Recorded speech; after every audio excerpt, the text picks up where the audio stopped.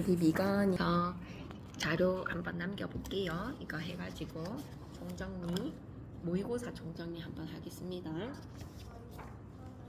아이씨.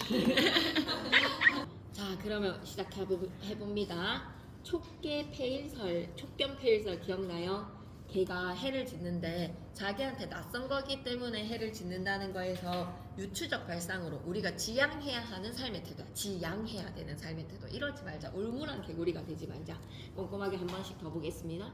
이번 자료랑 저번 자료 해설이랑 비교해가지고 해설 꼼꼼하게 읽어놓는 거 그것만 좀 금토일날 하면 되지 않겠나 싶어요.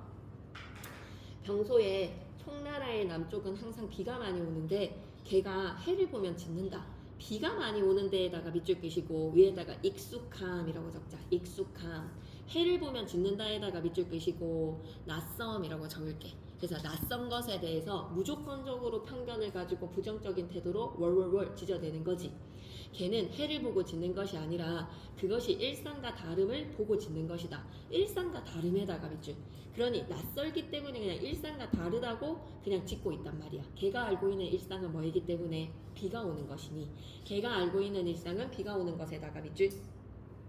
이 개는 총나라에서 태어나고 총나라에서 자라서 다만 총나라의 하늘만 보았을 뿐이고 총나라 이외의 하늘은 보지 못해서 밑줄 긋자. 총나라의 개의 견문인 총나라로 제한되어 있다.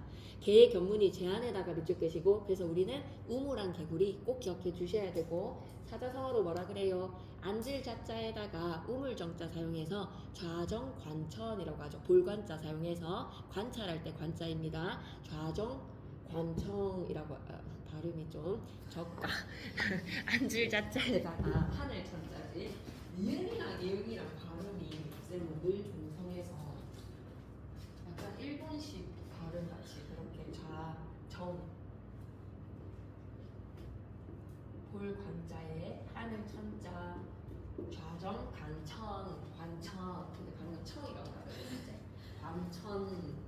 관천입니다. 좌정 관천. 자, 그래서 우물한 개구리의 사자성어가 너무 일치가 되기 때문에 딱 들어맞으니까 오직 총나라의 하늘에는 항상 비가 있다는 것만 알고 총나라 밖에는 늘 해가 있다는 것을 모르는 거야. 그러니 비가 오는 것이 일상적이고 해가 떠 있는 것은 일상적인 것이 아닌 것이다. 일상과 비일상이 뒤바뀌어져 있는 총나라의 개. 일상적인 것이 아니면 곧 그냥 이상하다라고 판단하는 거야. 이상한 것에다가 밑에다 비일상. 그냥 비일상이 내가 아는 거랑 좀 다르네? 라고 생각하는 게 아니라 곧 이상한 것이라고 편견을 가지는 거야. 이상한 것 밑에다가 비일상. 이상한 것이면 짓는 게 마땅한 거지. 눈에 익숙하지 않으니까. 왜냐하면 하늘을 우러러보면 비가 오는 것이 일상적인 것이고 어두컴컴함이 일상적인 것이다. 부정적인 것이 일상적인 것이라 부정적인 것이 익숙해졌습니다. 밑줄 끄자. 부정적인 것이 일상적인 것으로 익숙해졌음에다가 밑줄. 일상적인 것을 눈에 익숙하고 눈에 익숙해지니 마음이 또 편해지는 거야. 그 그늘이 점차 열리고 해가 넓게 구르면서 눈앞에 지나감은 더욱 드물게 되고 차례로 익힌 것이 아니니 마음에 스스로 놀라게 되고 밑줄 끄자. 논란이 어찌 짖지 않겠는가에다가 밑줄 끄시고 낯선 것에 놀랐으니 짖을 수밖에 없지. 서리적 표현. 총나라의 기후가 항상 비를 내리지 않게 하였다면 곧 걔는 해를 짓지 않았을 것이고 도리어 비를 짖었을 것이야. 세상 사람들로 하여금 악을 행하는 것이 일상이 아니었다면 곧 사람들은 선을 짓지 않았을 것이고 도리어 악을 짖었을 텐데 악을 행하는 것이 일상이 되었기 때문에 사람들은 선한 것에 짓고 있는 이 안타까움. 밑줄 긋자. 악을 행하는 것이 일상이 되어서 사람들이 선을 행하기를 꺼려하게 되었음에다가 밑줄 유추에다가 별표 3개. 총나라의 개의 상황을 통해서 우리가 지금 현실적으로 어떤 잘못된 판단을 내리고 있는지 사람의 이야기에다가 적용해보자. 총나라의 개의 상황을 세상 사람의 유추에다가 밑줄 끄시고 신하가 크게 걱정하는 것은 비가 항상 오는 것이고 악을 항상 행하는 것뿐이다. 그래서 신하는 글쓴이의 자신을 객관화시킨 표현입니다. 글쓴이 자신을 객관화에다가 밑줄 끄시고 글쓴이 자기 자신을 신하가 크게 걱정하는 것은 비가 항상 오는 것이고 악을 항상 행하는 것인데 한마디로 악을 일상적으로 생각하는 것이 나는 걱정이 되는 것인데 밑줄 끄자. 악을 일상적인 것으로 여기는 것, 악을 익숙하게 여겨서 따르는 것. 평소에 총나라의 하늘에서 구름이 끼고 흙비가 내리는 날씨를 다소 뜸하게 하고 비가 늘 내리지 않게 하며 한 세대의 날씨를 파악하여 개의하고 어두운 기운을 크게 쓸어버리고 한마디로 해를 보고 짖지 않는 개를 만들기 위해서는 선함으로 채우자는 거야. 햇빛이 비치는 일상을 만들자는 거야. 악이 일상적이지 않게 한다면 곧 해를 보고 짖고 올바름을 보고 짖어대는 것에 대한 걱정이 함께 끊어질 것이다. 대조에다가 별표 하나 치실까요? 비가 내리는 것이 악이고 해가 올바른 것이다 라는 것으로. 오호라에다가 동그라미 자기 감탄을 드러내지. 해를 보고 짖는 개는 총나라의 날씨에 있고 사람의 힘이 미칠 바가 아니다. 그러니까 한마디로 해를 보고 짖는 개에 대해서는 우리가 해결을 할 수가 있어 없어. 이 개에 대해서는 우리가 자연현상으로 날씨에 관한 것은 우리가 해결을 못 해준단 말이야. 날씨는 자연현상에다가 밑줄. 그런데 이 총나라의 개에 대해서는 우리가 어떻다 저떻다 뭔가 개선을 할 수가 있는 여지가 없지만 뒤에 거 밑줄 끌게요. 올바름을 보고 짖는 습성은 군왕이 한 번 마음만 바꾸고 옮기면 그 사이에 이루어지는 것이야. 에다가 밑줄 끄시고 별표 셋. 군왕이 마음만 먹으면 선함에 대해서 짖지 않고 선하는 것이 일상적인 거 악한 것에 대해서 짖을 수 있다라는 것으로 우리는 얼마든지 바꿀 수 있다라는 것으로 한 번만 마음을 먹고 옮기는 사이에 이루어질 것이다 라는 것으로 밑줄 자 군왕이 결단하여서 바꿀 수 있음에다가 밑줄 임금님 하십시오. 군왕의 역할 강조에다가 밑줄 끄시고 임금님 하십시오. 신하가 이 글을 짓는 것은 신하에다가 동그라미 계속 자기를 신하라고 객관화시켰지. 신하에다가 동그라미 내가라고 바꿀 수 있어. 신하가 이 글을 짓는 것은 하늘 가운데 해가 어두운 흑비에 상하지 않게 하고자 함이고 올바름을 보고 짖는 개들의 소리가 이 세상에서 영원히 끊어지게 하고자 함이다. 한마디로 올바름을 보고 짖지 않게 하기 위해서 임금님 우리 정신 차립시다. 지필동기에다가 밑줄 이걸 위해서 제가 글을 씁니다 라는 글쓰기 동기 지필동기 밝히면서 마무리. 정치 현실에 대해서 우려를 가진다. 그래서 해는 임금님 상징에다가 동그라미 이거 시험에 나오겠지. 해는 임금님을 상징합니다. 흑비는 간신의 행포를 상징합니다. 흑비에다가 동그라미 송미인곡에서 구름, 안개, 바람, 물결을 일치할 수 있겠죠. 올바름을 보고 짖는 개가 바로 간신배다. 간신에다가 동그라미 간신들이 판치는 정치 현실에 대한 비판적 의도 링크 걸 수 있는 작품들 너무 많습니다. 간신들의 행포로 인해서 가렴 주고 하고 나쁜 놈의 간신들 비판하는 노래. 오케이.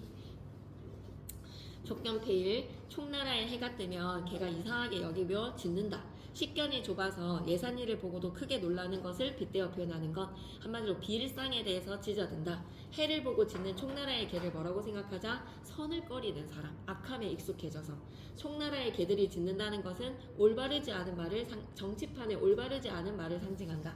정치판에 올바르지 않은 말에다가 가로로 묶으시고 선함에 대해서 지랄지랄 한다는 거야. 총나라의 개가 해를 보고 짖는 것은 생소하다는 이유로 선을 배척하는 것이죠. 선을 배척하는 것에다가 밑줄. 그래서 신하가 이것에 대해서 경세하기 위해서 글을 쓴대. 교훈적 경세적. 간신배들의 폐해를 없애기 위해서는 군주의 마음가짐이 중요하다. 밑줄 기자. 군주의 마음가짐이 중요함에다가 밑줄. 임금은 세상이 본연의 밝음을 찾을 수 있도록 바른 것을 보고 짖는 사람들을 교화하여 바로잡기 위해서 노력해야 한다. 밑줄 기자.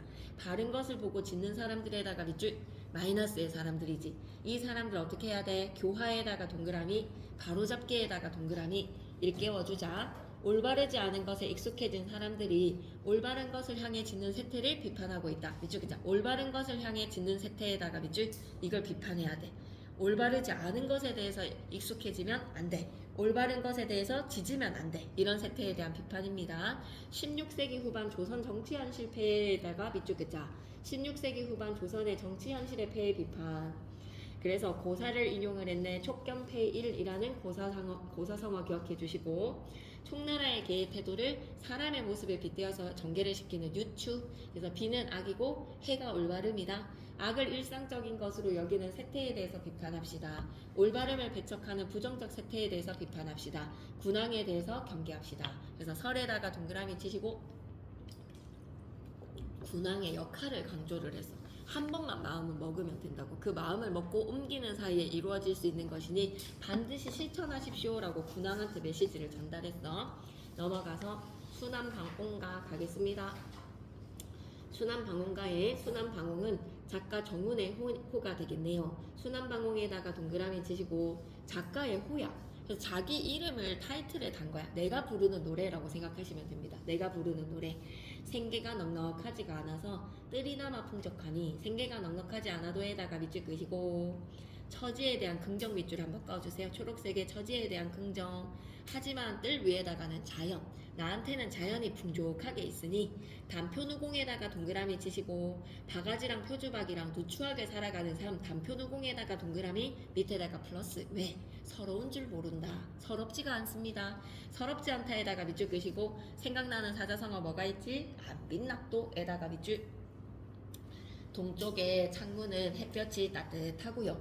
북쪽의 바람이 온화합니다. 동쪽에 햇볕 따뜻 밑줄 끄시고 밑에 플러스 바람이 온화한 거 플러스. 원래 얘들아 북쪽에서 불어오는 바람은 좀 차가운 바람이거든.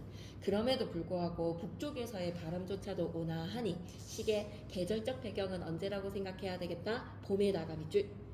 너무 좋아. 자연에서 지내는 내 삶이 지팡이 밭비 짓고 동쪽 언덕에 비껴서니까 동쪽 언덕에 비껴서니에다가 밑줄 끄시고 공간의 이동에다가 밑줄. 집에서 어디로 이동했다? 동쪽 언덕으로요. 금사 금의 실에 버들 그림자고요. 설색은 매화같이 느껴집니다. 버들 그림자에다가 동그라미. 버들나무의 그림자는 금실처럼 느껴지고 금사에다가 밑줄. 보조관념에다가 밑줄. 그리고 매화에다가 동그라미. 설색에다가 밑줄. 눈의 색을 띠고 있는 매화다. 금실로 보이는 것은 버드나무의 그림자고요. 눈빛깔을 띠고 있는 것은 매화입니다. 동쪽 언덕에서 바라보고 있는 아름다운 경치에 대해서 묘사. 아름다운 풍경 묘사에다가 밑줄. 시각입니까? 청각입니까? 후각입니까? 라고 하면 설색과 금사 다 시각적인 색채 이미지죠. 시각에다가 밑줄. 지팡이를 짚고 동쪽 언덕에 비껴서서 주변의 버들나무와 매화꽃을 바라보면서 아름다운 경치에 대해서 묘사했습니다. 자연감상에다가 밑줄. 산새는 봄을 맞아서 노래하는 소리입니다. 노래에다가 밑줄 끄시고 청각적 심상에다가 밑줄. 너무 봄이 왔어요 이런 느낌이다 그치? 임화는 이라고 했을 때 화에다가 동그라미 수풀림자거든요. 수풀 속에서의 이 꽃은요 비온 후에 웃음을 머금고 있어요. 웃음을 머금었다에다가 밑줄 의인. 그래서 비가 내리고 난 후에 꽃이 너무나 맑게 피고 있구나 라는 노래하는 새소리의 청각과 새가 웃음을 머금고 있는 시각적인 이미지. 시적 화전은 자연에서 너무나 만족감을 즐기고 있구나. 온갖 계절의 경치를 실컷 다 보고 난 후에 실컷에다가 밑줄. 이봐 아이들아 에다가 동그라미. 옆에다가 돈호법이라고 적어야지. 부르는 거 어투 돈호. 서쪽 밭에 일이 있으니까 부지런히 농사도 짓자. 밑줄 끌까? 자연을 즐기면서 생계를 위한 일에도 소홀하지 않는 모습에다가 밑줄.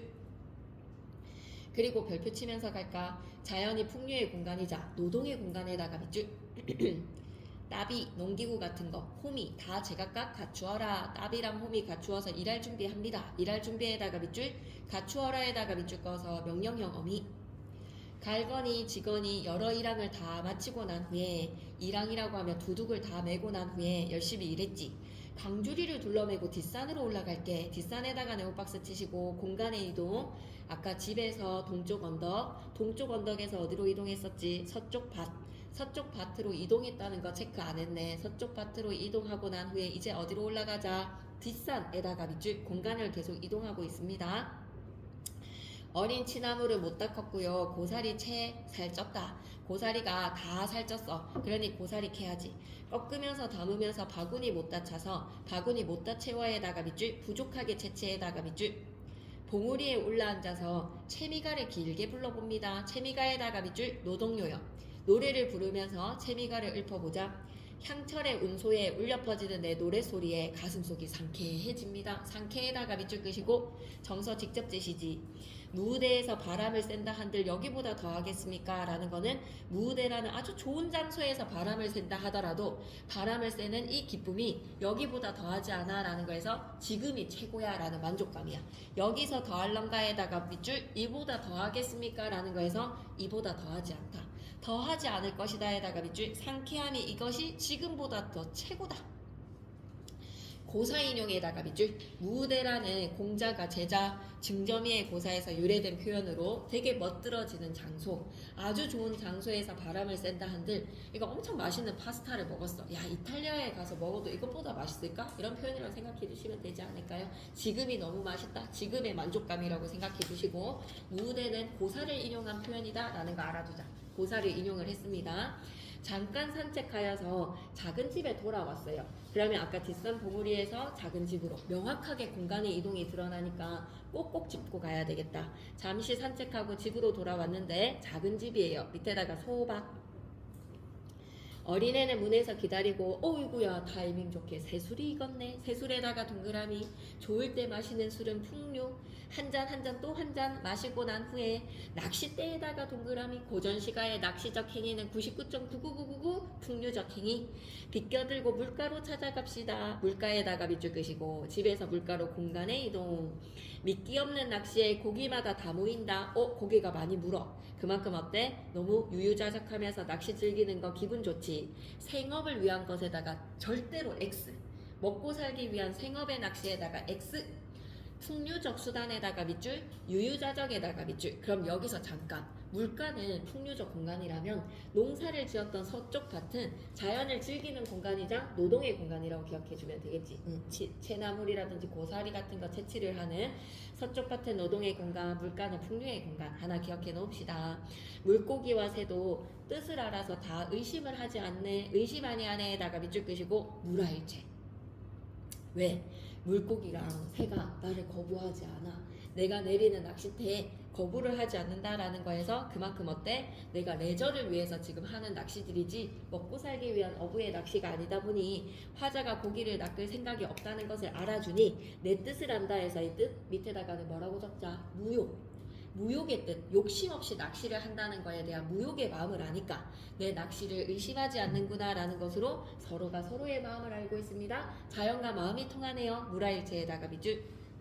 아름다운 물결은 밤낮을 쉬지 않고 흘러가고 있습니다. 물가에서 시도 지어보고 시에다가 밑줄 끄시고 완전 풍류지. 풍류적 소재에다가 밑줄. 휘파람. 청각적인 심상으로 기분이 좋으면 휘파람이 나오잖아. 하루하루 또 하루에 산수로 소일거리를 하고 있습니다. 소일에다가 밑줄 끄시고 이때의 소일거리는 뭐라고 생각하면 돼? 자연 친화의 풍류에다가 밑줄. 산수의 즐거움을 나밖에 누가 하는고? 에다가 물결 표시 별표 하나 치시고 다소 만족감과 자부심 느껴집니까? 이 좋은 것을 누가 알겠어? 라는 거에서 여러분이 엄청 좋은 장소를 알았어. 그랬을 때 이건 나만 아는겨? 아무도 모르는겨? 라는 거에서 삶에 대한 만족감과 자부심에다가 밑줄 누가 아는고? 하고 물어봤으니까 서리법. 하늘에 해가 길고요. 우거진 나무에 그늘이 지고 있습니다. 오호, 계절적으로는 언제로 가야 되겠다. 하늘에 해가 길고에다가 밑줄. 선생님 낮이 되게 길어졌어요. 배경은 여름에다가 밑줄. 소나무에다가 동그라미. 사시사철 푸르른 소나무 뿌리에 비껴 누워서 긴 잠을 못 잤겠니. 계절이 여름이 되었다는 거 꼭 기억할 수 있겠어. 계절의 흐름에서 봄에서 공간의 이동에 따른 시상 전개 방식도 기억할 수 있겠어.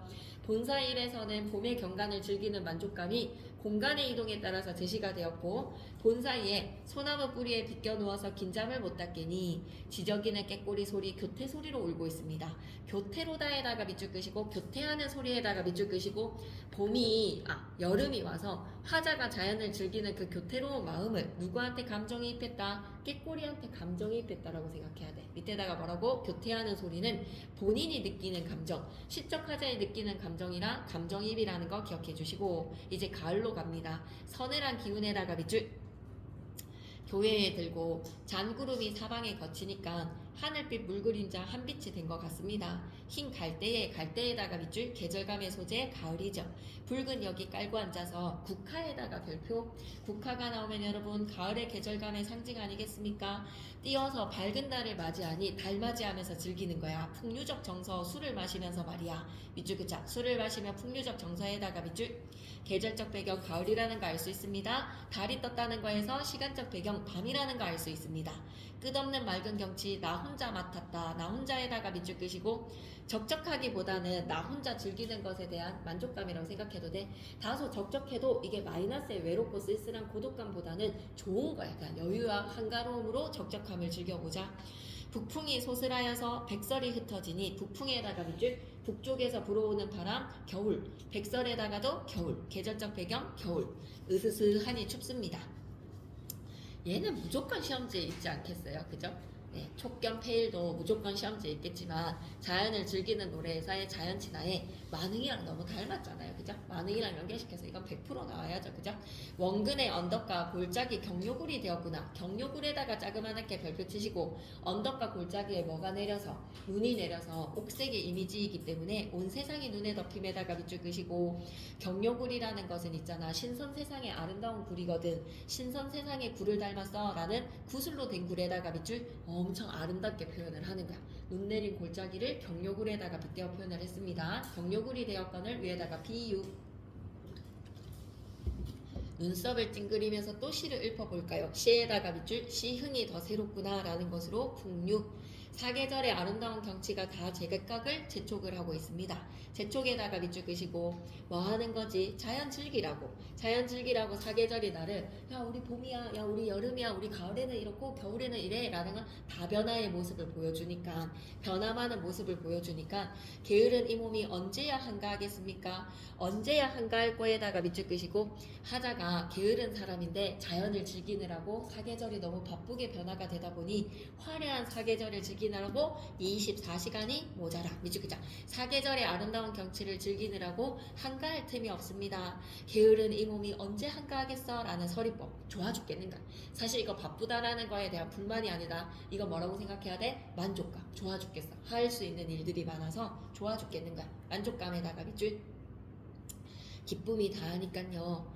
근심이 생긴대. 근심에다가 동그라미. 오라 갑자기 웬일? 근심 걱정이 많이 있음에다가 밑줄 끄시고 분위기 확 바뀌지. 변방의 병사는 언제쯤 돌아오겠습니까? 라는 나라 걱정. 옆에다가 뭐라고 적고 가지? 우국지정이라고 적어줘. 우국지정. 그러면서 뭐다? 임금님의 정사에다가 밑줄 이런 거 뭐라고? 충의사상. 임금님에 대한 충의사상이 드러났다. 갑자기 막 잘 먹고 잘 즐기다가 갑자기 임금님을 걱정한다는 거에서 만흥에서는 어땠어요? 임금님에 대한 추하여 임금님에 대한 충의사상이 어떻게 드러났지? 이렇게 자연에서 잘 즐기는 게 임금님의 은혜 덕분이다라는 임금님이 실시를 했다면 여기서는 뭐라고 생각해야 되겠어? 나라에 대한 걱정, 나라의 정사에 대한 걱정이라고 생각되죠. 괜찮죠? 만흥이랑 공통점입니다. 임금님에 대한 언급이 제시가 되었다는 점. 화자는 자연 속에서 소박하고 여유롭게 살아가는 소박 여유에다가 밑줄, 즐거움에다가 밑줄. 하지만 우국지정도 드러났다. 단표누궁이 서러운 줄 모르겠네. 자연 속에서 지내는 만족감은 무대에서 바람을 쐰다 한들 여기서 다 하겠어. 끝없는 맑은 경치를 나 혼자 맡았다. 산수의 즐거움을 나밖에 아는 이가 누가 있겠는가? 만족감입니다. 풍류적 정서로 시도 짓고 술도 한잔하고 휘파람도 불고 시흥도. 시어의 계절적인 변화, 봄에서 사계절의 변화에 계절감을 드러내주는 소재 꼭 기억해야 되겠어. 한 번만 더 짚어보고 갈까? 봄의 계절감을 나타내는 소재는 그럼 뭐라고 바로 얘기하면 되지? 이거 봄이네 라는 거 바로 알 수 있는 것은 버들 그림자, 매화, 버드나무랑 매화, 그리고 동쪽의 햇볕 이런 것들. 오케이? 북쪽에서도 따뜻한 바람 부는 거랑요, 동쪽의 햇볕이 따뜻한 거랑, 그리고 버들나무 그리고 매화 이런 것들 기억해 주시면 되겠습니다. 봄의 계절감으로는.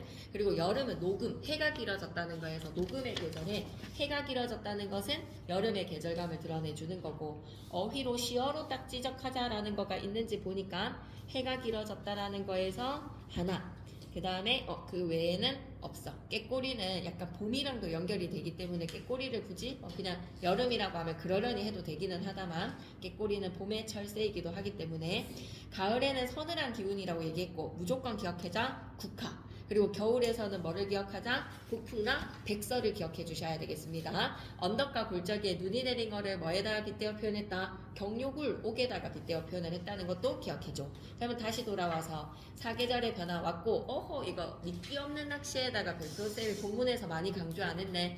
낚시를 하는데 미끼가 없다라는 거는 생업이 아니라 풍류의 손맛을 보겠다는 거지. 옆에다가 뭐라고? 무욕이라고 적어야 돼. 욕심이 없는 무욕. 풍류를 즐기는 수단으로 원근의 언덕과 골짜기를 경료굴에 빗대어서 겨울의 아름다운 경치를 표현을 했다. 이봐 아이들아 말을 건네는 어투에다가 밑줄 흰갈대 밑줄 붉은 여기에다가 밑줄 색채 대비 무대에다가 동그라미 공자 인용했습니다. 고사 인용. 그리고 임하는 비 오고 난 후에 웃음을 머금었다 라는 거에서 꽃이 웃음을 머금었다. 감정이입이랑 의인법. 그리고 감정이입 하나 더 빠졌는데 옆에다가 뭐라고? 소리마다 교태다. 깨꼬리 소리 교태라고 적자. 깨꼬리 소리 교태. 깨꼬리 소리가 교태롭다라고 한 거 감정이입과 의인. 시각적인 표현에서의 금사랑 설색. 그리고 서리적인 표현은 산수의 즐거움을 나밖에 아는 이가 누가 있겠어 나만 아는겨. 청각적인 표현은 많이 쓰였죠. 지저귀는 깨꼬리의 소리 휘파람 맑은 노래소리. 대꾸적인 표현은 동창은 햇볕 따뜻 북쪽은 바람 오나 금사는 버들 그림자 설색은 매화. 이런 거 대꾸 표현이라고 얘기할 수 있겠지. 대꾸를 뭐라고도 얘기한다? 통사구조의 반복이라고도 얘기하죠. 그 다음 장 넘어갑니다. 4페이지.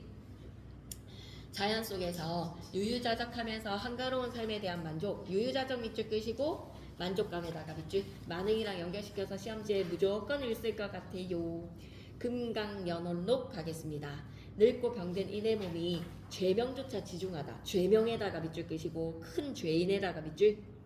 극중 1월에 1만 염려 찬재 같다라는 것으로 뭐라고 얘기하지? 가시 울타리에 갇혀서 내가 세월을 보내는 거 뭐라고 한다? 극중의 1월이다.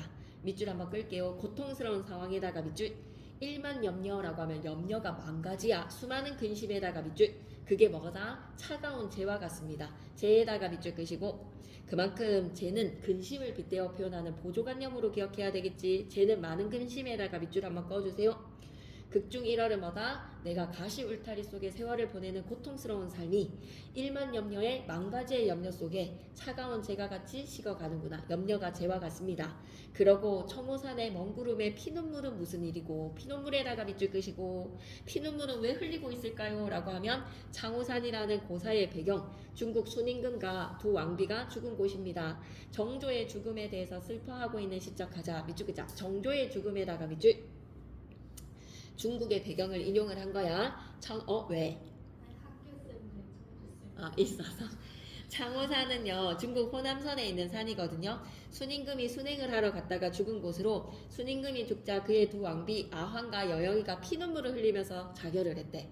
그러니까 한마디로 지금 정조의 죽음에 시적하자도 피눈물이 흐른다라는 것으로 두 왕비의 상황을 자기의 상황에 빗대어 표현을 했어.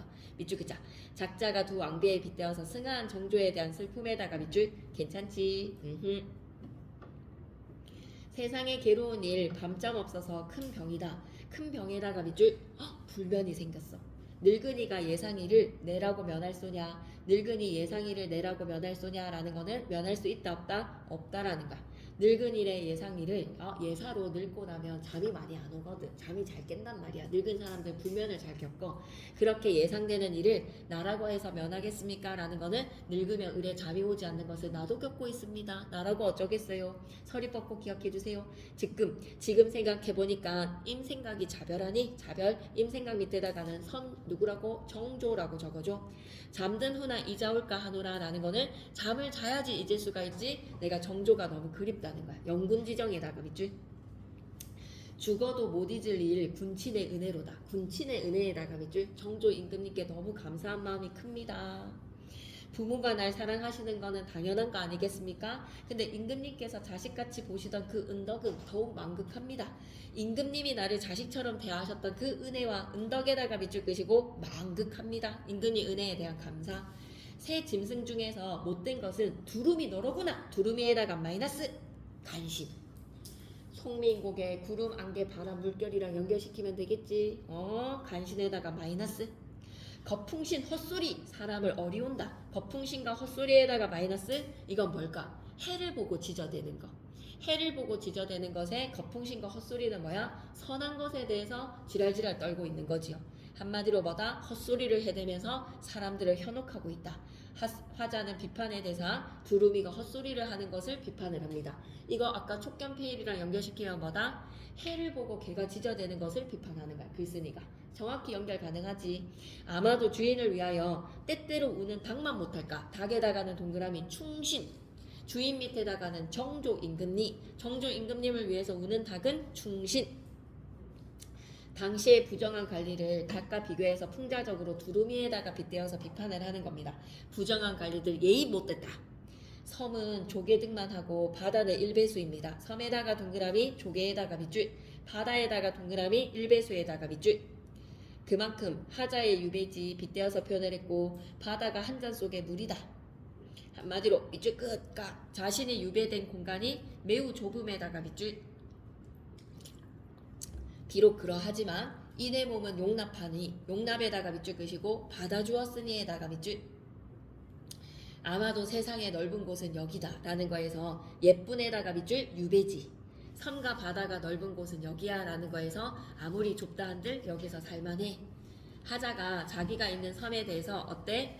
살만한 장소라고 생각해. 밑줄 그자. 화자의 인식에다가 밑줄 살만한 장소이다. 유배지를 오히려 넓은 곳으로 인식하는가. 물리적인 공간으로 본다면 되게 좁은 곳이거든.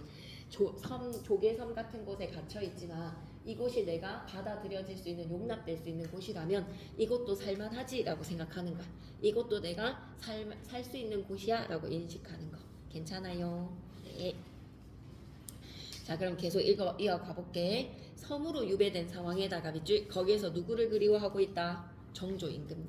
그래서 송민곡이랑 비교하는 문제를 낼 것 같아. 왜? 다 유배지에서 작품을 창작했으니까. 송민곡에서도 영군지정, 이 작품도 영군지정에다가 밑줄. 아니 아예 잠든 후에 잊을 수 있지. 계속 그리운 임금님이거든. 충의사상에다가 밑줄. 은덕이 더욱 만극하다. 부정한 관리들에 대한 풍자. 새 짐승 중에 못된 것이 두루미 너다. 한마디로 무슨 소리? 헛소리를 비판을 하는 겁니다. 금강, 선왕에 대한 그리움의 표상이자 선왕에 대한 생각을 항상 가슴속에 품고 잊지 않는다. 밑줄 긁게. 가슴에 품고 잊지 않는다에다가 밑줄 끄시고 뭐에서의 이야기라고 창호산을 생각하면서 피눈물을 흘리고 있다라고 생각해 주시면 되겠고 제목에서의 금강이라고 생각하시고요. 연어는 뭐다? 길게 하는 말이래. 시와 노래에다가 밑줄 대립적 의미 별표 하나 쳐주시고요. 영탕과 설이 빗대어 표현하는 것 꼭 기억해주고 이 시적 하자는 조개등만 한 이 장소를 일배수로 인식하면서 살만한 장소입니다. 네. 나머지는 밑에 거는 안 보셔도 될 것 같습니다. 이슬람 정육점 차별에 대한 인식을 버려라. 옆에 거 한번 보고 올게요. 왜 본문을 생략했을까? 해설만 실어 놓은 거니까 오케이. 핵심 정리 먼저 보고 올게요. 작품 개관에서 어린 나이에다가 동그라미 어린 서술자의 눈으로 보여줍니다. 터키인 하산 아저씨에다가 동그라미 이 아저씨가 우리나라에서 얼마나 정착해서 살아가는 것이 편견인지 그와 가족이 되어가는 과정을 보여주네요.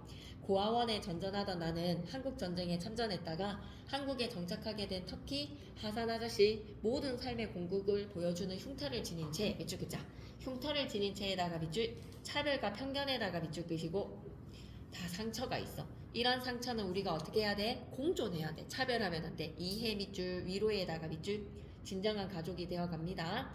이 작품은 편견과 차별로 상처받은 우리 사회의 약자들을 돌아봅시다. 사회적 약자에다가 밑줄 그들은 현실을 부정적으로 인식할 때도 있지만 단순히 피해자로 머무르지는 않는다. 외모의 차이가 차별의 이유가 될 수 없음을 보여줍니다. 그림 그리기, 얼굴 그림 그리기 밑줄 긋자. 외모의 차이가 차별의 이유가 될 수 없음에다가 밑줄 상처를 보듬어주고 위로하자. 밑줄 긋자. 상처를 보듬으며 위로에다가 밑줄 서울 이태원 이슬람 사원 인근의 허름한 골목을 배경으로 한 성장소설이요. 성장소설에다가 밑줄 이 작품은 전쟁의 상처와 다문화적 삶의 현실을 섬세하게 그려내는데요.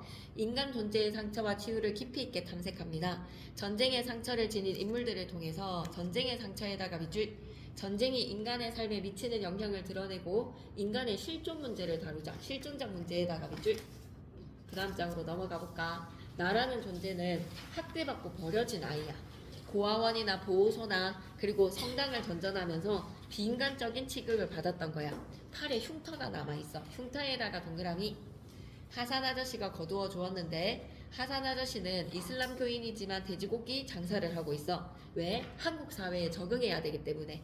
전쟁 동안에 여겼던 사륙에 대한 종교적, 양심적 죄를 감당하고자 정육점 일을 하고 있습니다. 독특한 외모를 지녀서 사람들로부터 당연히 편견과 차별을 받겠죠. 외모의 차이로 인해서. 나라는 어린 서술자의 시각으로 서술이 된다. 1인칭 주인공 시점.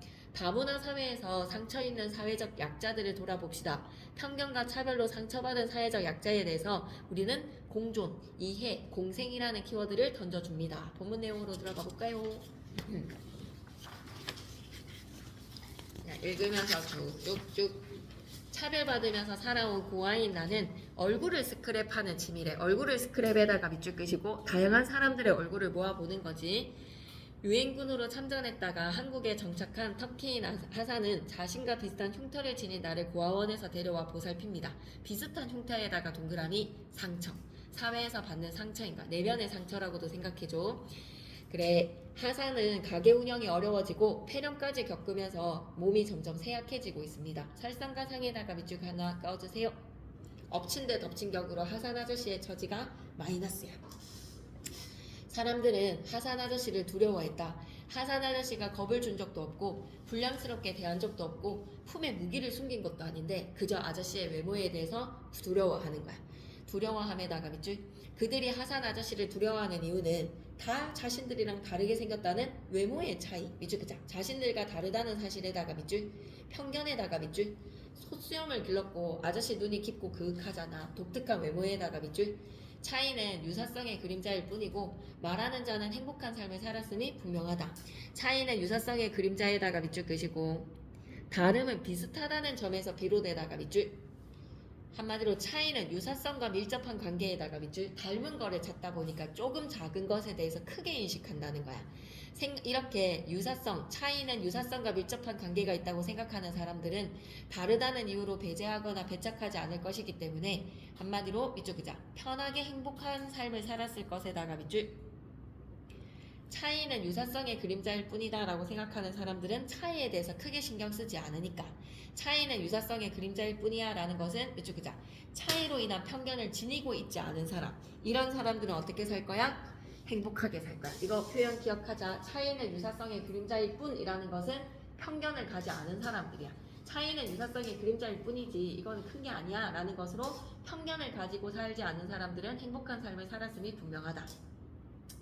차이가 유사성의 그림자에 지나지 않는다는 사실을 모르는 사람은 없는 것이다. 없을 것이다. 그러니까 한마디로 편견은 진짜 미비하다는 거야. 차이는 그냥 그림자일 뿐인 거야.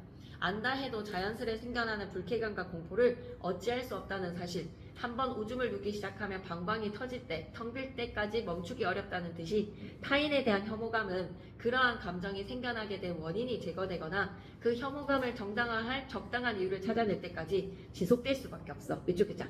타인에 대한 혐오감에다가 밑줄, 지속될 수밖에 없다에다가 밑줄. 한번 인식하면 그냥 유사성의 차이의 그림자라는 생각을 실천하기는 쉽지 않다는 거야. 그 말을 한 사람은 행복했던 자이다.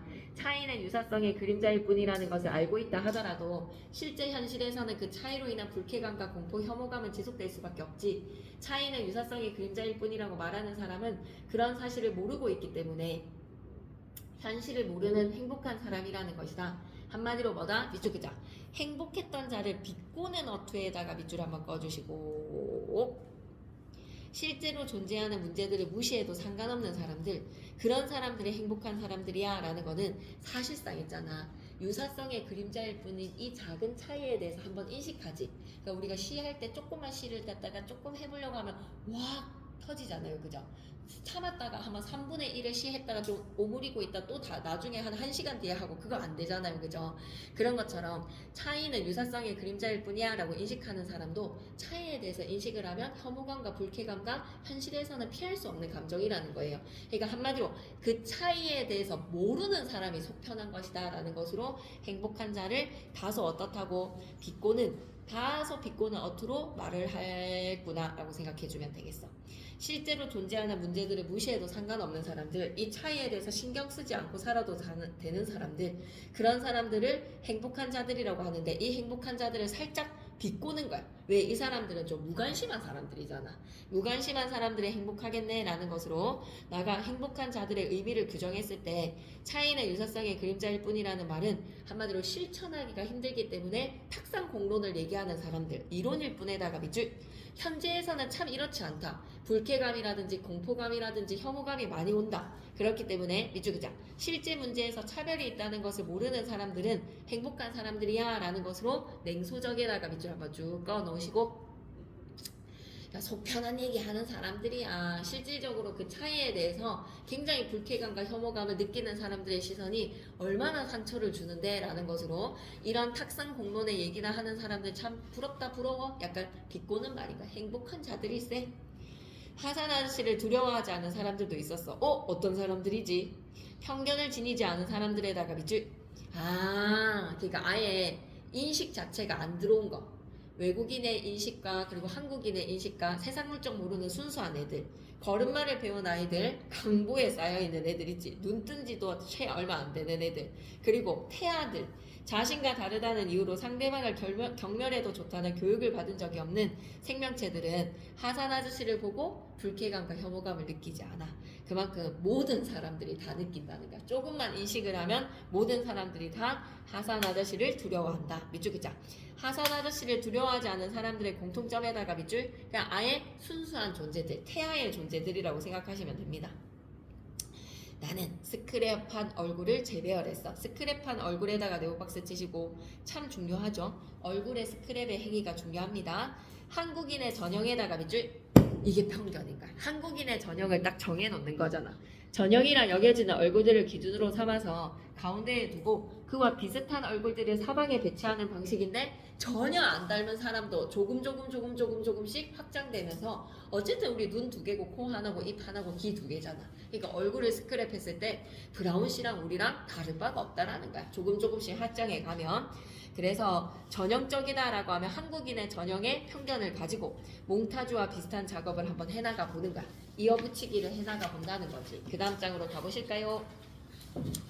하지만 나는 우연의 효과를 노리지는 않았다. 이것은 분명히 목적이 있는 분명한 작업이야. 나는 얼굴로 이루어진 세계지도를 만들 생각이었거든. 재배열의 목적에다가 밑줄, 세계지도에다가 밑줄, 그만큼 다 우리는 닮았다는 거야. 얼굴들은 자신들의 옆에 붙은 얼굴이랑 유사해야 돼. 아주 작은 차이만 있으면 되는 거야. 코가 조금 더 높거나 낮거나, 눈이 조금 더 깊거나 얇거나, 강대뼈가 조금 더 돌출됐거나 주저앉았거나, 피부가 조금 더 밝거나 어둡거나, 아주 작은 차이에다가 밑줄. 그런 식으로 작업을 진행을 하자 차이는 유사성의 그림자일 뿐인 거야. 정말 작은 차이로 사람들은 다 닮았다는 거지.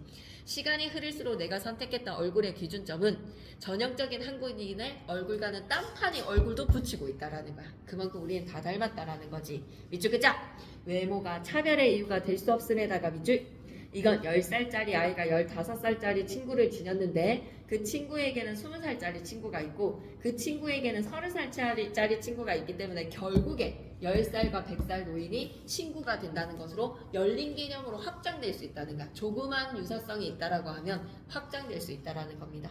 나이에 의한 차별도 해소가 될 수 있다. 다른 점이 있다면 이 농담처럼 무례하지 않다는 것이었다. 10살짜리 아이가 100살짜리 노인과 친구가 된다는 농담은 그 자체로는 좀 무례할 수가 있는데, 얼굴의 스크랩에서 가운데 기준점이랑 저 끝은 전혀 닮지 않았다 하더라도 우리는 닮았다라는 것으로 얘기할 수 있다라는 유추적 사고방식이네요. 한국인이 중국이랑 닮았어. 한국인이 아랍인이랑도 닮았어. 대륙을 넘어서 아프리카인이 되기도 하고 한국인이 유럽인이랑 아프리카인이 되기도 한다. 외모는 차이가 없다라는 거야.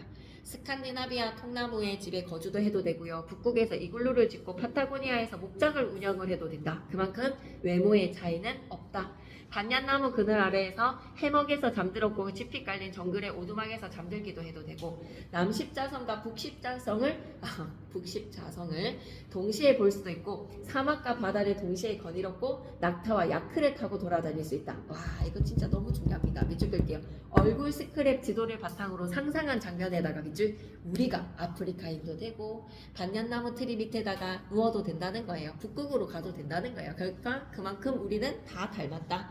We are the world. 우리가 세계입니다. 나는 완성된 지도를 하산 아저씨한테 보여줬지. 아저씨는 근데 이게 좀 안 받아들여질 거야. 왜? 상처를 많이 받은 사람이니까.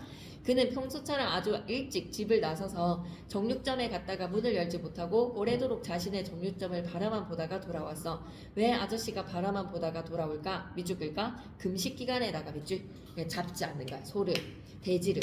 그리고 숨을 곳을 찾는 사람처럼 집안을 안절부절 못하면서 헤집고 다니더니 격렬한 육체 노동을 마친 사람처럼 지쳐서 잠들었어. 창문을 통해서 들어온 햇살이 그의 얼굴을 더듬었고 그의 가슴팍이 규칙적으로 오르락내리락 했지. 금식 기간이었기 때문에 그는 물조차도 마시지를 않았어. 라면다 기간으로 금욕하는 거야.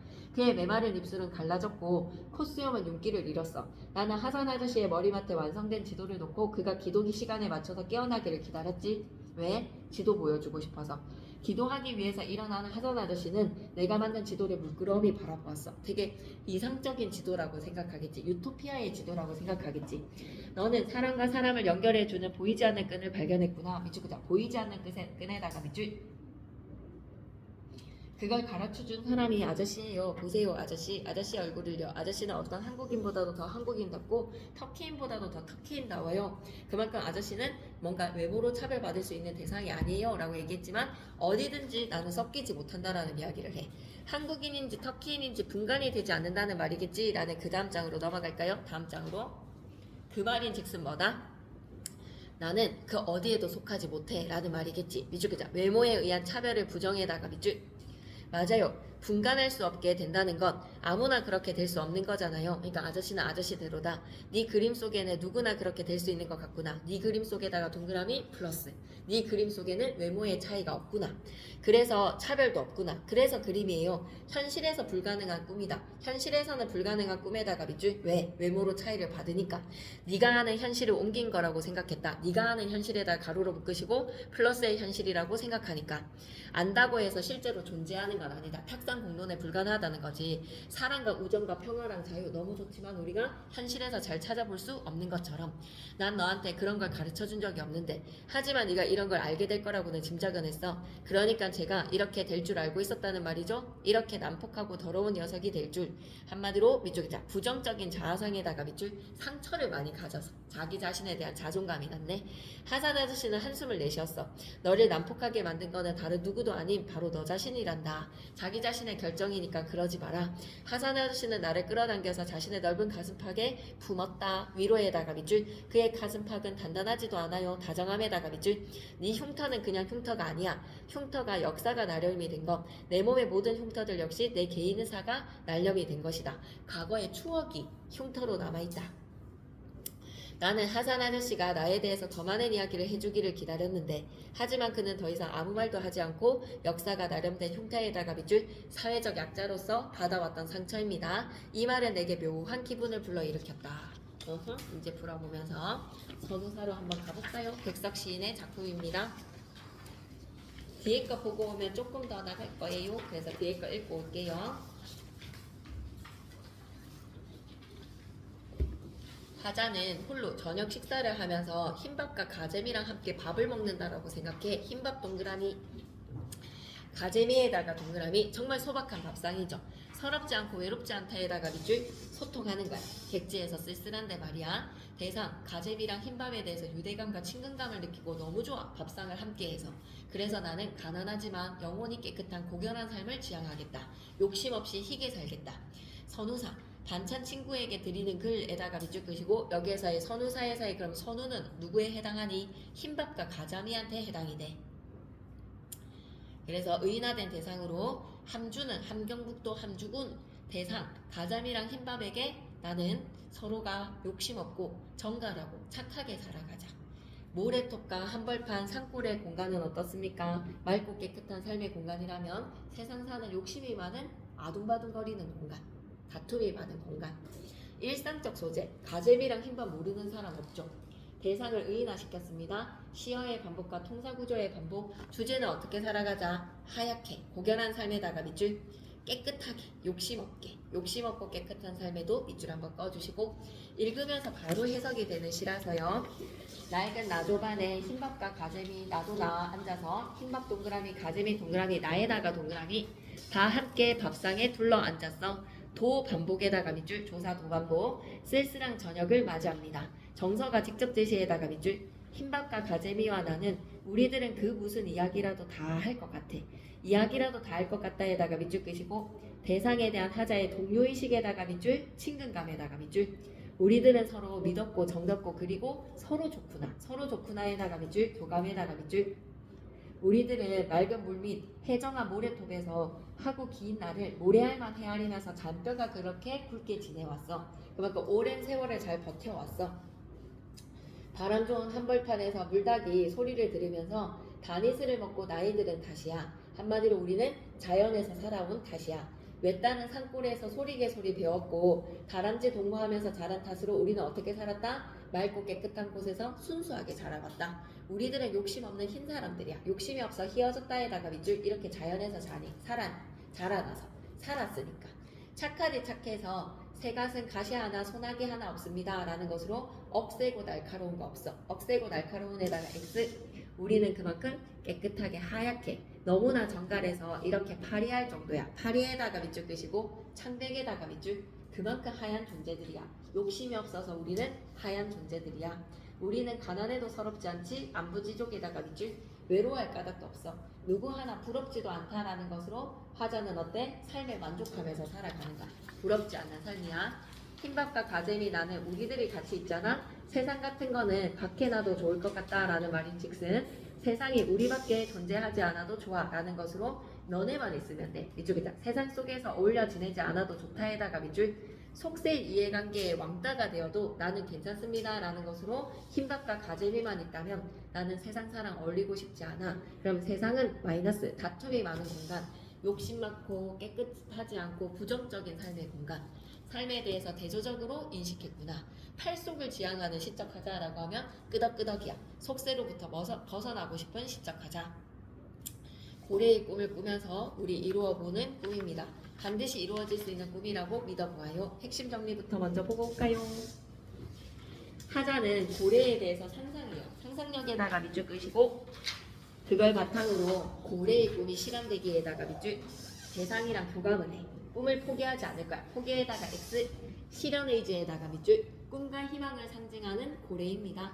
현재 시제에 꾼다, 한다, 듣는다 생동감 있게 대화체를 인용을 해서 꿈을 실현하고자 하는 의지. 본문 내용으로 들어가 볼까? 나는 늘 고래의 꿈을 꾸는데 늘에다가 밑줄 끄시고 지속성에다가 밑줄. 언젠가 고래를 만나면 그에게 줄 물을 내뿜는 작은 화분 하나도 키우고 있어. 작은 화분에다가 동그라미 치시고 꿈과 희망에다가 밑줄. 깊은 밤 나는 심해의 고래 방송국의 주파수를 맞추고 고래랑 소통을 합니다. 그들이 동료를 부르거나 먹이를 찾을 때 노래하는 길고 아름다운 허밍에 귀를 기울이곤 해. 맑은 날이면 아득한 망원경 코끝까지 걸어가서 수평선 넘어 고래의 항로를 지켜보기도 해. 고래와 교감에다가 밑줄. 그래서 늘 고래의 꿈을 꾸고 있어. 누군가는 이런 말을 하겠지. 고래는 사라져버렸다고. 초치는 얘기하죠. 인용에다가 밑줄. 그런 커다란 꿈은 이미 존재하지도 않는다고. 버리라고 해. 회의적 시각에다가 밑줄. 세상 사람들의 회의적 시각이 있기는 합니다. 하지만 난 그걸 따르지 않아요. 내 꿈이 꺾이지 않아요. 하지만에다가 세모. 나는 바다의 목로에 앉아서 여전히 고래의 이야기를 듣습니다. 고래의 이야기를 듣는다에다가 밑줄. 고래의 존재에 대한 믿음에 대한 밑줄. 꿈을 포기하지 않는다에다가 밑줄. 해바들이 진주의 계곡을 발견했대. 고래 이야기야. 농개 가족이 새 뻘집으로 이사를 했대. 봐, 화분에서 분수가 벌써 이만큼 자라는 걸 꿈과 희망의 이야기들이야. 그걸 인용을 한 거지. 내게는 아직 많은 날들이 남아있어. 내일은 오마력의 동력을 배에 더 얹어야겠다. 깨진 파도에 유리창을 갈아 끼워야겠다. 개세다가 동그라미, 개세다가 동그라미, 의지의 계시야. 서너마럼이 개세를 통해서 시적하자의 의지를 다지고 있어. 저 아래 물밑을 흐르는 어뢰의 아이들 손을 잡고 쏜살같이 해협을 달려봐야겠다. 개세다가 동그라미, 역동적 의지의 계시야. 개세 꼭 기억해야 돼. 누구나 그러하듯 내게도 꿈이 하나 있지. 소박한 희망의 꿈. 하얗게 물을 뿜어서 올리는 화분 하나 등에 얹고 어린 거리로 돌아오는 꿈. 명사형 종결에다가 밑줄 끄시고 여운 있게 마무리합시다. 이런 꿈에 소박한 꿈을 꾸고 있는 꿈과 희망. 백봉선전 한번 들어가 볼까요? 영웅 소설이거든요. 뒤에 해제 먼저 보고 올까? 핵심 정리부터. 이 작품은 백봉과 백선 형제의 영웅적 일대기입니다. 두 인물이 주인공이에요. 일대기적 구성, 영웅적 일대기에다가 밑줄. 가문의 위기와 국난이 극복되는 과정. 백봉과 백선이 전쟁 도중에 포로가 된 아버지의 활수를 구출하는 이야기. 여러 영웅이 활약을 하면서 호국을 물리치며 황제를 구하는 이야기입니다. 이 작품은 국난을 극복해야죠. 국난 극복에다가 밑줄. 영웅들이 할 일입니다. 가족을 위기에서 구하는 과정이 드러나는 영웅소설이죠. 다만 다른 영웅소설과 달리 여러 영웅이 등장을 하고요. 적대자의 능력도 뛰어나서에다가 밑줄. 그래서 영웅과 적대자에게 도움을 주는 존재가 조력자가 적대자들한테도 있어. 영웅 밑에 조력자, 적대자 밑에 조력자. 원래 적대자들은 조력자를 못 가지거든, 악이기 때문에. 그런데 선과 악이 모두 조력자가 있다는 것도 특징이야. 백봉과 백선, 활용과 백갈수는 선인, 호황과 철람은 악인이라고 생각하시면 됩니다. 가문의 위기가 1차적인 위기로서 극복이 되고 그 다음에 2차 위기로 뭐다? 국난도 극복을 해야 돼요. 한번 가볼게요. 국난 극복으로. 계속 본문 내용 들어가 볼까? 쭉쭉쭉. 백봉과 백선은 백봉 동그라미, 백선 동그라미, 아버지 백할수, 백할수의 동그라미. 전쟁 포로로 호국에 잡혀가자 망월대사 밑에서 수련도 하고 활용은 부모를 여의고 병법을 익힙니다. 망월대사가 누구예요? 조력자에다가 밑줄. 한편 호국에다가 마이너스. 침범을 하자 세자를 붙잡아갔어. 송나라 황제는 백봉을 원수라는 직책으로 삼았고요. 백선과 하룡을 함께 호국을 상대하게 합니다. 이제 붙었어. 호국이랑 송황제랑 붙었다라고 생각하시면 됩니다. 호국의 철람은 철람에다가 마이너스. 새 장수랑 대결을 할 때 신장을 불러서 우물을 일으킨다. 와, 만만치 않은 능력을 갖췄지. 신장을 불러서 우물을 일으킨다에다가 밑줄 쭉 끄시고 나쁜 놈들도 뭘 뛰어난 능력을 가지고 있다라는 거야. 뛰어난 능력이라고 적자. 나쁜 놈들인데 악인의 뛰어난 능력이라고 적을까? 악의 편에서도 뛰어난 능력을 가지고 있어. 됐지? 원수가 라고 하면 여기에서 원수 직책은 누구였다? 백봉이 장대를 보다가 말에 올라서 적진을 해치고 들어가니 지척을 분별을 못하겠다? 아주 가까운 거리도 말이야. 원수가 적진 중에서 외치면서 말하기를 백선아 동생아 어디 갔느냐? 백선이 형님아 나를 살리옵소서 위기에 처했음에다가 밑줄. 운무 중에 동생과 신장을 어찌 구분하지? 라는 것은 어찌 구분하리오 분별하리오에다가 밑줄 서술자 개입에다가 밑줄. 그러니까 한마디로 신장은 마이너스라고 표시를 해놓자. 신장이라는 나쁜 놈을 동생이랑 어떻게 구분할 수가 있겠는가? 칼을 쓰지 못하고 섰더니 원수 또한 적진 금사진 80여 첩에 쌓였는지라. 포이됨에다가 밑줄 어찌 벗어나리오에다가 밑줄 서술자 기입. 위기다. 원수가 앙천 탄식합니다. 하늘에 우러러 탄식을 하기를 우리 형제 10년 공부를 해서 이제 와서 죽게 되었군요. 하느님 살펴주세요. 망월대사 오게 하옵소서. 망월대사에다가 동그라미 조력자. 조력자를 내려주세요. 통곡을 하더니 망월대사가 외치면서 말하기를 백봉아 백선아 그 말이 정신을 잃게 하지 마라 뻔뻔뻔 하고 조력자가 나타났어.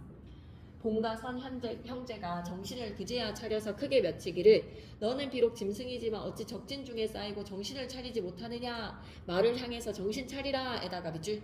말한테 얘기하는 거야. 말아 어찌 정신을 못 차리고 있니? 하고 채찍질을 들어서 희롱을 하니 말이 우후 하겠지. 10여 장씩 뛰어서 진중에 벗어나서 철남의 말을 물리치고 철남에다가 마이너스. 활용을 찾아서 데리고 돌아왔다. 성공. 누가 도와줘서? 망월대사가 도와줬어. 말을 정신 차리게 해줬어. 이튿날에다가 세모 장면 시간의 경과. 봉과 선이가 호통하면서 말하기를 오늘은 네 목을 베리라 철남이를 베겠어 하고 달려오거늘 철남이가 본진으로 향하다가 봉과 선 형제가 쫓아가매 철남이가 하늘을 또 통곡합니다. 철남이한테도 조력자가 있어. 명천은 살피소서. 만리 타국에 와서 대국을 이루지 못하고 봉과 선에게 죽게 되었습니다 하면서 상곡으로 들어가거늘 봉과 선이 쫓아가니 제 몸은 철남이는 피신을 하고 허수아비만 보이는 거야. 허인에다가 밑줄 허수아비. 고수를 부렸지. 뛰어난 능력이야. 봉과 선이 생각을 하기를 이 적장의 흉기에 빠지겠다. 적장에다가 마이너스. 그런 줄 알고 도로 다시 돌아가고자 하니 방포 일성의 불이 좌우로 산천을 녹이는지라. 또 위기야. 산천을 녹이는지라에다가 과장. 어떻게 불이 산과 이 물을 다 녹일 수 있겠습니까? 과장법이죠. 이때 세모 또 하늘에 SOS를 청하자. 화룡이가 장하에 있다가 원수 가고 난 후에 화강이 충천하다. 화강이 충천에다가 밑줄 불이 났어. 말을 놓아서 동구에 들어가서 화강에 쌓였더니 마침 철남이가 불을 피하여서 마주 나오거늘 새 장수가 일시에 달려들어서 목을 치니 철남이는 아니야. 철남이의 목을 친 게 아니라 누구의 목을 쳤다? 지푸라기 허수아비의 목을 친 거야. 실패. 이윽고 불이 점점 들어오거늘 밤은 이미 삼경의 시간이거든요. 삼경에다가 밑줄 끄시고 7시부터 9시가 1경, 9시부터 11시가 2경, 11시부터 새벽 1시가 3경입니다. 깊은 밤. 어찌할 줄을 모르다가 생각하여서 부채를 내렸어. 부채를 내어에다가 밑줄 물숫자에 세 글자를 세웠더니 서쪽에서 시꺼먼 구름이 일어나며 갑자기 비구름이 내렸어. 일진풍우에다가 밑줄 비현실적이지. 도수를 부리는 거 이런 걸 뭐라고 한다? 정기적 요소라고 해요. 부채에다가 물숫자를 쓰니까 갑자기 비가 쏟아지는 거야.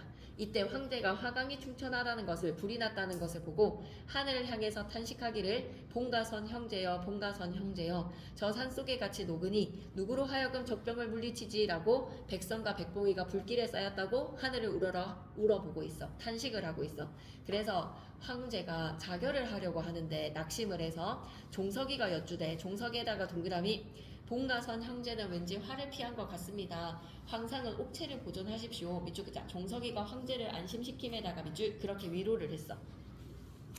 오경에 새벽 4시야. 진중이 요란하면서 한 장수가 필마단기로 들어오거늘 장수가 말을 타고 들어왔습니다. 누굽니까 이거? 원수가 살아서 돌아왔어. 백봉이가 오는가 하여서 반갑게 보니까 백봉이가 아니야. 철남이었어. 마이너스에 악인이 쳐들어오고 있어. 황제한테. 철남이에다가 마이너스 위기야. 용천검을 들고 호통하면서 말하기를 송나라 황제야 빨리 항복해라. 장사 10여 명을 베고 회행을 하거늘 가로로 세로로 돌아다니거늘 종석이가 죽기로써 막으나 어찌 당하리오에다가 밑줄 서술자 개입 당할 수가 없다. 종석이가 힘이 약해. 이때 봉가선 형제가 나타납니다. 화룡이까지요. 불을 피하여서 오는 길에 적진에 들어가니 철남이가 없어. 철남이 어디 갔지? 이놈이 우리를 유인해서 상곡으로 보내서 황제 계신 데에 갔구나. 황제를 공격하는 철남이의 계력을 비로소 간파에다가 밑줄 급히 황제를 구하러 갑시다. 급히 오더니 적진 중에서 소리가 나면서 말하기를 원수는 나를 살려주옵소서. 세자의 말에다가 밑줄 적진에서 누가 살려달라는 거야? 세자라. 수족을 요동치를 못하게 하였거늘 수족을 다 묶었어. 세자의 수족을. 원수가 세자를 데리고 본진으로 돌아올세 세자를 구출했습니다. 철남이가 삼지창을 들고 황상을 겨누면서 항복하라고 하는 소리가 진동을 하고 있어. 황상이 용포자락을 떼어서 땅에 놓고 통곡을 하거늘 그때 때마치 봉가선이 또 나타나네요. 봉가선이 호통을 치면서 말하기를 철남아 우리 황상 해치지 마라. 봉가선 형제가 들어오노라. 달려들어서 칠성검을 번뜩하면서 철남에 참가든 팔이 땅에 떨어졌다. 팔을 댄가? 철남이가 경황하여서 본진으로 달아나더라에다가 밑줄 황제를 구출했습니다. 세자도 구출했어요. 적진에서. 봉가선이 내달아서 외치기를 야이 개같은 호황아 들어라. 호황에다가 마이너스 너는 강포함만 믿고 우악스럽다. 사납다. 벌람한 뜻을 두매라는 거는 황제한테 역적을 깨웠지. 우리 황제가 진노하사 나를 보내서 네 죄를 물으라고 하시기로 왔나니 나의 부친을 모시고 내게 와서 항복해라. 나의 부친 백하술도 납치를 당한 거야. 백하수 납치당한 거 밑줄 하나 끊고 갈까? 이런 거 내용일치 문제 내시겠지. 그렇지 아니하면 너의 나라를 소멸할 것이니 빨리 항복해라. 항복을 명합니다. 그런데 호황에다가 마이너스 아직까지 기세 등등하다 그지? 혼줄 나야 되겠네. 분노를 하여서 이를 갈면서 달려들어 싸워서 10여 합에 챙챙챙 하면서 10번을 칼을 마주쳐서 승부를 정하지를 못해. 왜? 막강하거든. 호황이 당치 못한 줄 알고 본진으로 달리거늘 백봉이가 생각하기를 이 적진에 무슨 흉계가 있다. 적진에 들어가질 않아. 적진으로 유인을 하는데 적진으로 들어가지 않고 본진으로 가버렸어. 자기 편으로 간 거지. 본진으로 돌아오니라 호황이 진문을 굳게 닫고 여러 장수를 불러서 말하기를 야 봉가선은 임의로는 잡지를 못하겠다. 뛰어난 능력이지. 완전 막상막하야. 얘네 두 편이 다 성과 악이 막상막하야. 하고 즉시 아버지를 믿기로 할수 백하수를 잡아내어서 진중에 수금을 하고 호령을 말하기를 네가 항복을 아니하면 네 자식을 함께 죽인다. 그러니까 활수가 어디 꺾이겠습니까? 인질로 삼았는데 우리 삼부자가 다 죽을지언정 네게 어찌 항복을 하겠는가. 저항에다가 밑줄 것이고 봉가선 형제가의 마음에 한 칼로 적진을 소멸하고자 하되 진중에 들어가서 어찌 옥석을 분별에다가 밑줄 아버지랑 옥과 도를 구별을 못하겠어. 여기에서 옥은 누구를 얘기하지? 아버지. 석은 누구를 나타내는 거야? 호황. 옥과 석을 어찌 구분하지? 라는 거에서 우리 아버지를 어떻게 분간을 해서 구출을 하지? 라는 생각이 드는 거야. 그래서 문제 풀어보면 지문이 그렇게 어려운 건 아닌 것 같아요. 그래서 다 괜찮은 난이도라서 문제 풀고 하시면 될 것 같습니다. 일단 오늘은 여기까지로 내용 정리하고